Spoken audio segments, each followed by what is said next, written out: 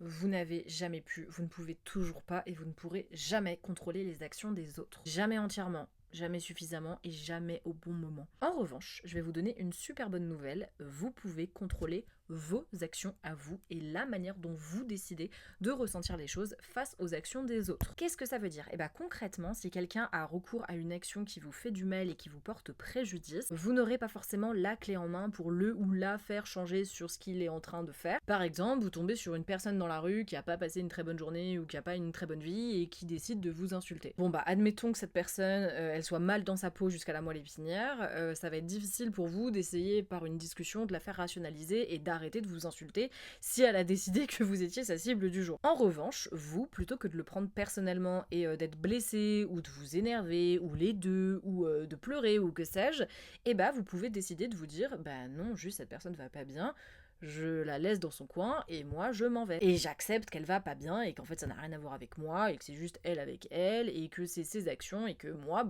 je décide que mon action ce n'est pas de lui renvoyer les coups 3 fois plus fort ou de m'énerver ou... Vous comprenez ce que je veux dire ou pas? Quelqu'un qui agit négativement n'a pas à vous faire agir négativement en retour. Autre exemple, vous êtes en relation avec quelqu'un qui vous trompe. Un grand classique finalement. Vous n'avez pas le pouvoir que d'agir sur le fait que cette personne arrête de vous tromper, puisque quand quelqu'un trompe, il le fait très rarement vis-à-vis de son ou de sa partenaire, il le fait souvent vis-à-vis de lui-même, comme absolument toutes les actions que font les humains. D'ailleurs, on fait toujours les choses vis-à-vis de nous-mêmes et jamais vis-à-vis des autres. Vous n'avez toujours pas la clé pour faire en sorte que cette personne arrête de vous tromper. En revanche, vous avez la clé pour vous dire que cette personne ne vous mérite pas et pour partir. Vous avez la clé pour vous dire que non, vous ne vous laisserez pas atteindre et attaquer par une personne qui décide de vous manquer de respect au point de vous trahir. Et ce que je vous dis là, ça peut se décliner dans tous les sujets du monde, croyez-moi. Vous ne pouvez pas agir sur les comportements des gens, c'est très difficile d'avoir un impact dessus.